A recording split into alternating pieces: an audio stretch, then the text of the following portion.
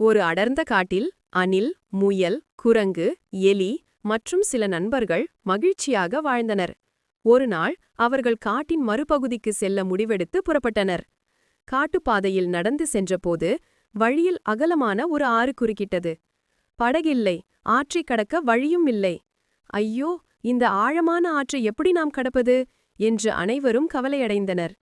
அப்போது குரங்கு, நாம் ஒவ்வொருவரும் ஒரு பொருளை கொண்டு வந்து நமக்கான படகை நாமே உருவாக்கலாம் என்று யோசனை சொன்னது.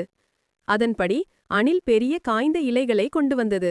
முயல் அவற்றை கட்ட நீண்ட கொடிகளை பொறுக்கியது. குரங்கு படகின் அடிப்பாகத்திற்காக ஒரு மரப்பட்டையை தூக்கிக் கொண்டு வந்தது.